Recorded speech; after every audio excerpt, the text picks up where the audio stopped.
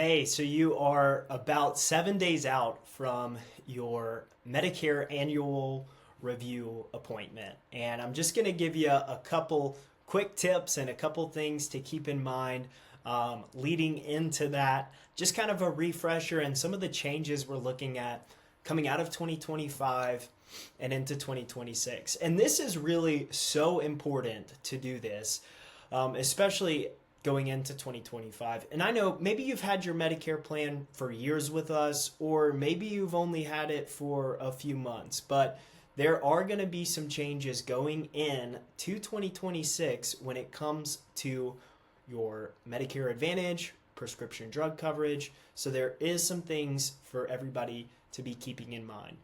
A couple things to make sure you can have ahead of time, just to make sure that your annual review call goes smoothly, is first off, updated list of the doctors you're seeing. We really want to know who's important for you that you're able to continue seeing into 2026. That is going to be very important information to bring to that call.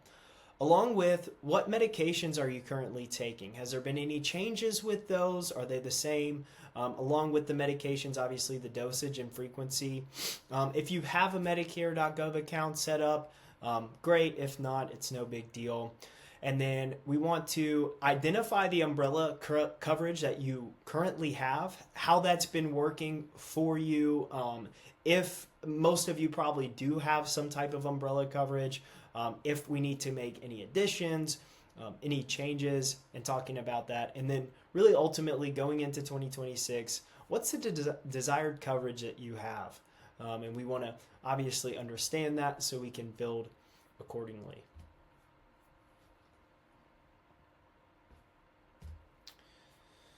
All right, so here are your options going into 2026, and just kind of we need to identify which box you fall into here. So number one is you could be switching from a Medicare Advantage on to original Medicare.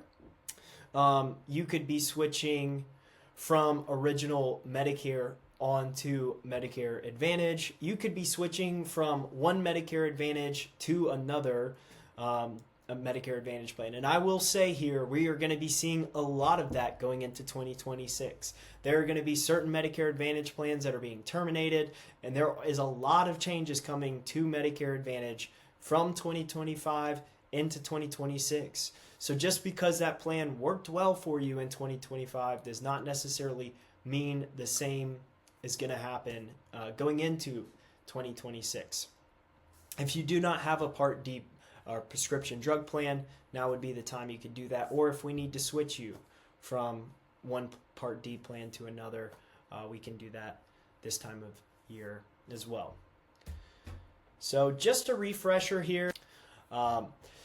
Just going to talk about the differences between Medicare Supplement and Medicare Advantage. Most of you have seen our Medicare webinar where we talk about this, but we're just going to go over it again.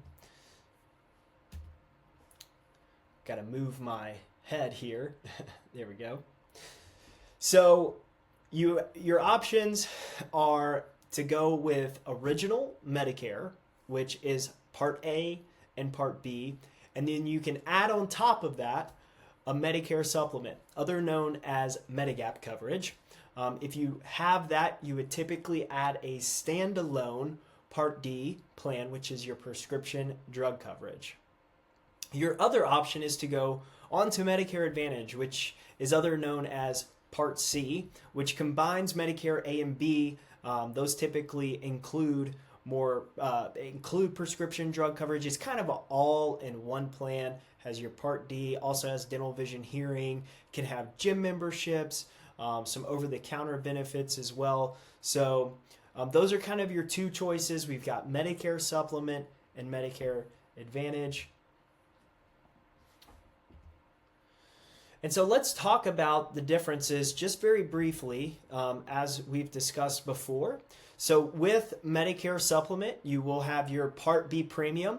Right now in 2025, at the time of this recording, it is $185 per month.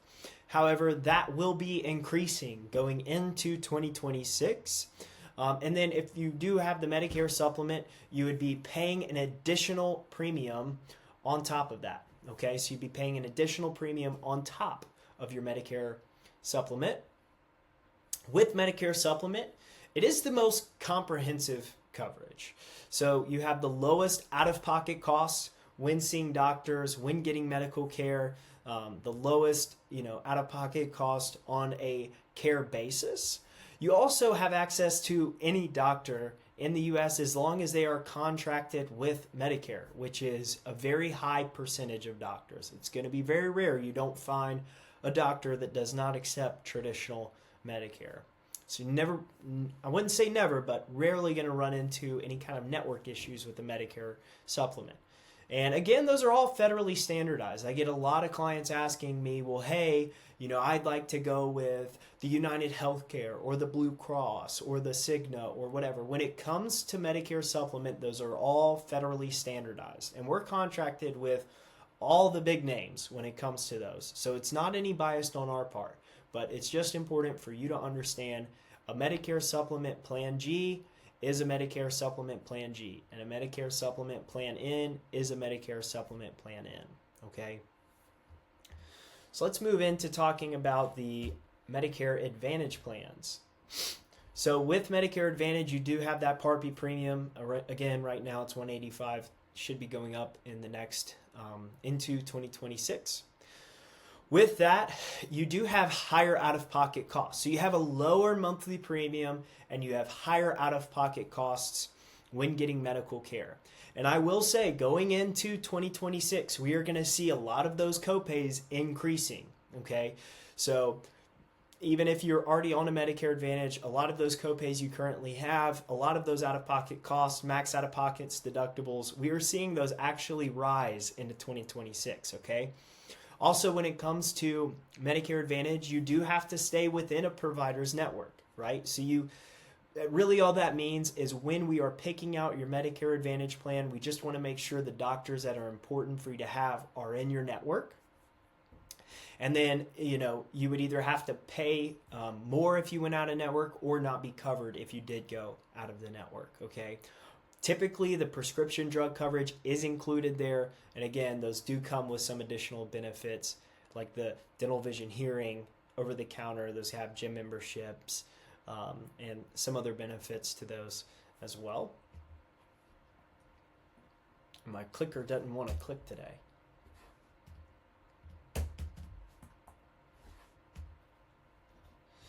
So really, just to summarize here, the main differences between the two. With Medicare supplement, you are going to just pay more on a monthly basis and you will have more comprehensive coverage. With Medicare Advantage, you will pay a lower monthly premium and you can expose yourself to more out-of-pocket cost.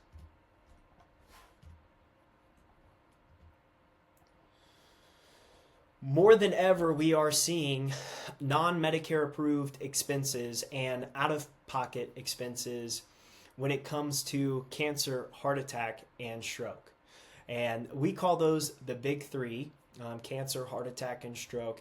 And no matter how good your Medicare coverage is, whether you have a supplement or an Advantage, there can always be some non-Medicare approved expenses when it comes to cancer, heart attack, and stroke. So that is coverage that we always recommend having there.